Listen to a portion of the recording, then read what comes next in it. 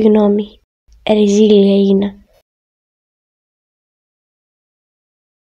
Παιδιά, όπως είδατε και στην περιγραφή, σήμερα θα δούμε 5 τύποι ανθρώπων στο σινεμά. Νούμερο 1. Οι κολλητές. Κορίτσια, ξέχασα να ενημερώσω ότι πρέπει να κάτσουμε εκεί που λέει ο αριθμός. Οπότε δεν έχει να τσακωθούμε. Καταλάβατε αυτό που σας λέω? Ναι. Συγγνώμη, μπορώ να σας βοηθήσω? Ναι, μην κάνεις τώρα, δεν ξέρω. Σήκω, θέλουμε να κάτσουμε δίπλα-δίπλα. Σήκω, θέλουμε να κάτσουμε δίπλα-δίπλα.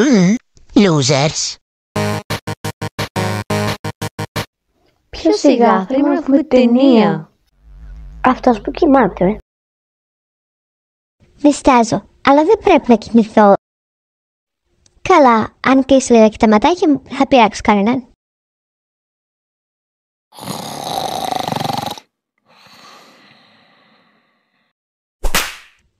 Ξυπνιά είμαι. Και παρακαλώ, επιτέλους λίγη ησυχία. Τα nerds. Τώρα ερχόμαστε, είμαστε απ' έξω. Ήσαμε. What the τι φοράτε? Μα καλά, δεν είναι προφορές. Εγώ ντύθηκα τάμζιρο. Και ο άκυρος από εδώ ντύθηκε κινέζικο. Γιατί? Αφού πάμε να δούμε το Demon Slayer, πρέπει να ντυθούμε και σε γι' αυτό. Α, καλά, δηλαδή δεν μπορούμε να πάμε κάπου και να μην κάνετε ρεζίλι. Όχι. Αυτός που τρώει του δουλεύει για τις ταινίες.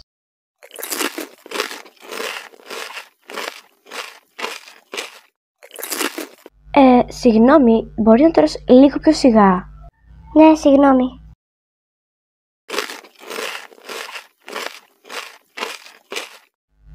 Νομίζω ότι σου είπαμε να τρως λίγο πιο σιγά. Ναι, άσε με τώρα. Για ένα λεπτό, αυτό δεν είναι ντόνατ. Oh my. Αυτός που κλαίει εύκολα. Πω, κρίμα, ο Μουιτσίρο πέθανε.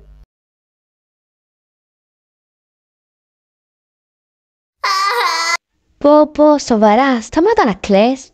Ναι, είναι μια ταινία. Ναι, συγγνώμη. Αυτός που γελάει σαν μανιακός όταν κάποιος πεθαίνει.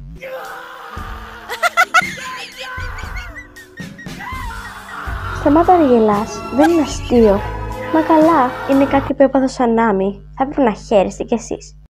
Αυτό αφορά τον Γκένια. Σας ενημερώνω την αδέρφια.